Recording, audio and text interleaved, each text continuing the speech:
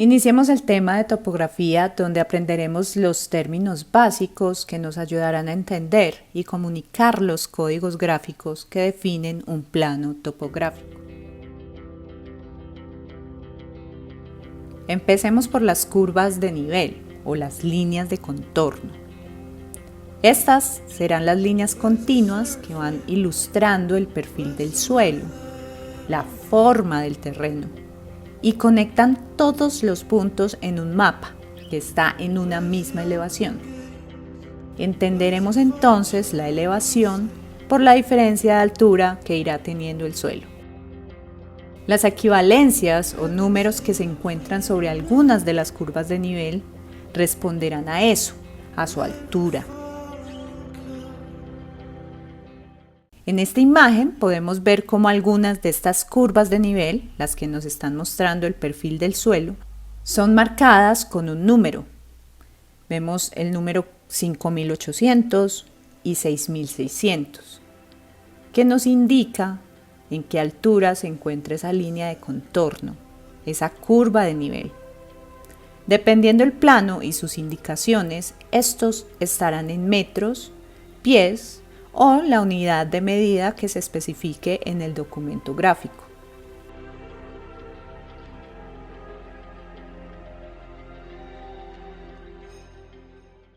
Elevación se entiende entonces por la medida en altura que la curva de nivel tiene sobre el nivel del mar. De esta manera se tomará el nivel de referencia del mar como el cero, como el punto de partida, y según se eleve el terreno, el número ascenderá, indicando la altura real en que se encuentra una curva de nivel indicada en el plano topográfico. Por ejemplo, Medellín se encuentra en una altitud media de 1.495 metros sobre el nivel del mar. En esta gráfica puede verse dónde se localiza Medellín en altura con respecto a otros municipios de Antioquia, donde la altura está relacionada directamente con el piso térmico en la que se puede encontrar un lugar, es decir, la temperatura promedio que tiene el territorio. Hay dos tipos de medición, es decir, cómo el topógrafo toma los datos para hacer el levantamiento topográfico. Está la absoluta, que es tomando el nivel cero basándose en el nivel del mar, y está la relativa, que serán los niveles tomados desde un punto relativo en el terreno y serán según la necesidad del proyecto, es decir, se ubica el nivel cero donde sea conveniente y de ahí se empiezan a tomar las alturas que nos vaya dando el terreno. Ya tenemos claro que los mapas topográficos muestran la elevación, que es la altura sobre el nivel del mar, el perfil del suelo, que es la forma del terreno, por medio de curvas de nivel, que son líneas de contorno que representarán esa forma del terreno. Elevación, perfil del suelo, curvas de nivel. Tengamos muy claros estos términos para comenzar a entender de qué se trata este documento gráfico. Al tener claro los conceptos anteriores, ahora vamos a pasar a la identificación de los primeros elementos necesarios para poder interpretar un plano topográfico. No todas las curvas están numeradas, por lo general, y esto quiere decir que casi siempre por cada 5 curvas de nivel aparece un número, y además la línea de esta curva de nivel será más oscura que las otras. Este número, como ya lo dijimos, representa la altura y básicamente se representa de esta forma para que el plano no resulte confuso por causa de una excesiva información. Este número tendrá el nombre de cota de referencia y estará ubicado sobre las curvas de nivel maestras. Entonces, cuando estemos frente a un plano topográfico, lo primero a identificar serán estas curvas de nivel maestra, que me informan sobre las alturas del terreno a estudiar. Localizamos dos de ellas que están contiguas, es decir, una al lado de la otra, y restamos el valor mayor con el menor. Esto para poder saber qué altura se está desarrollando en el tramo que localizamos.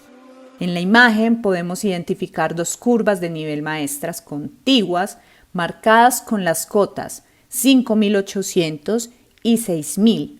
Restamos entonces 6.000 menos 5.800, dándonos una diferencia de 200. Luego de tener claro que hay un desarrollo en altura entre una y otra de 200, observamos cuántas curvas de nivel hay entre curva maestra y curva maestra. Dividiremos entonces la altura de 200 por ese número de curvas, es decir, 5. El resultado será cada cuánto está subiendo cada una de las curvas representadas en el plano. 200 dividido 5 nos dará 40. A esto lo llamamos intervalos. Los intervalos es entonces la altura en la que cada cota está subiendo. Esta será la representación de esas curvas de nivel en altura sobre el terreno real. El intervalo siempre será el mismo en un plano topográfico. Nunca habrán dos intervalos, es decir, que nunca tendremos en un solo plano dos curvas de nivel con diferente intervalo de altura. Identificamos las curvas maestras o curvas de referencia sobre este plano topográfico. Vemos que son aquellas que cuentan con la cota de elevación y con una línea más gruesa que resalta sobre las demás. Ahora observemos otro elemento importantísimo de un plano topográfico, la rosa de los vientos. Esta nos indica hacia dónde se encuentra el norte en ese plano. El norte siempre debe de estar localizado en el plano topográfico. Hagamos un primer ejercicio. Vamos a identificar cuál es el valor de cota en la curva de nivel que está identificada con la letra A, hallando primero el intervalo y luego teniendo como base la cota de referencia de la curva maestra más próxima para calcular la altura que estamos buscando. Hagamos lo mismo con la curva de nivel que está identificada con la letra P.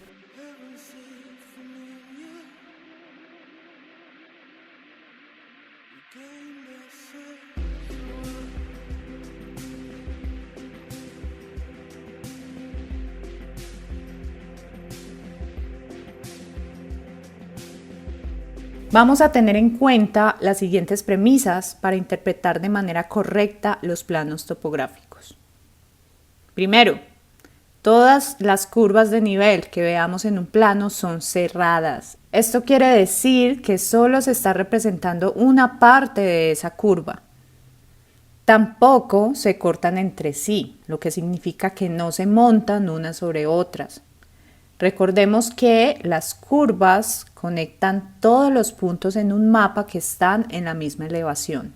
Esta topografía nos muestra claramente eso. En el plano puede verse cómo la representación de algunas curvas están completamente cerradas, mientras otras aparecen como si siguieran cada una por su lado. Pero la realidad es que estas en algún punto también estarán cerradas.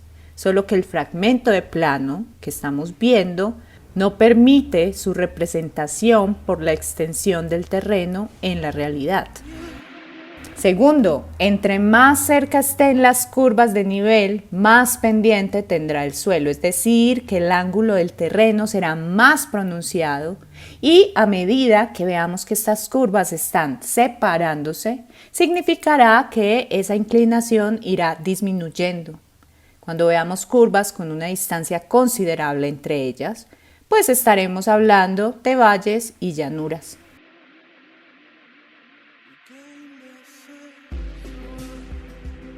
En el plano topográfico identificaremos entonces las curvas que se encuentran más juntas entre ellas y sabemos que aquí la pendiente es mucho más pronunciada. Luego podríamos identificar aquellas que, aunque se encuentran cerca, la distancia entre ellas empieza a ser más evidente y por ende la pendiente del suelo aquí empezaría a ser menos empinado. Y descendiendo nos encontramos que estas últimas presentarán un terreno que, aunque no lo es del todo, podría considerarse más plano que lo que anteriormente analizamos. Cuando la curva de nivel pasa por un río, una corriente, un arroyo, tiene la forma de una V invertida. La punta de la V nos está indicando de dónde viene el agua. En la imagen podemos apreciar desde la parte superior, por donde es el recorrido del agua, la línea resaltada en color azul está representando ese cuerpo de agua. Aquí las curvas de nivel forman esas especies de Vs invertidas. De vuelta a nuestro plano, observaremos estas formaciones en las curvas de nivel.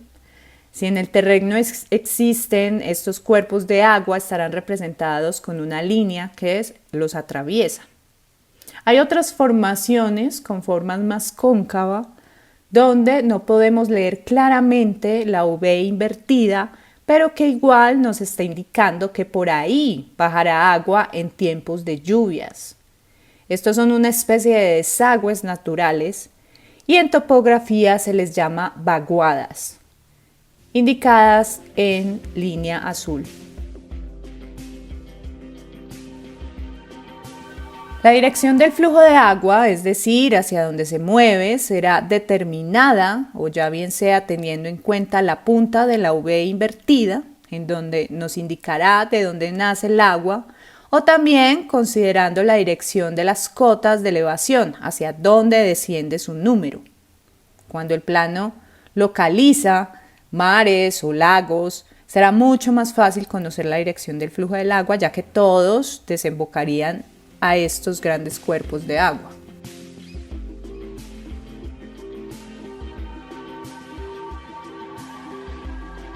Para especificar la dirección de los flujos del agua, se indicaría, según la relación que tenga, con el norte del plano. Si nombramos nuestros cuerpos de agua A, B y C, tendríamos que A, con un flujo dirección suroccidente, B, con un flujo dirección suroriente, y C tendría un flujo dirección suroccidente. Otra premisa para la identificación de la forma en un plano topográfico es el tipo anillo. Cuando hay una sucesión de anillos que se van volviendo cada vez más pequeños, representan una colina o montaña. El último anillo representará entonces el pico de la montaña, la parte más alta de esa formación del terreno. Todos estos anillos son montañas. Zonas donde el terreno se hunde, conocidos como depresiones o cráteres, son representados con pequeñas marcas radiales. Estas me indican que el terreno no asciende, como en una montaña, sino que desciende, como en un volcán. La primera curva de nivel, con este código, tendrá la misma cota de nivel que la curva de nivel anterior a esta. Y el resto, con el código, seguirá descendiendo con el mismo intervalo del resto del plano.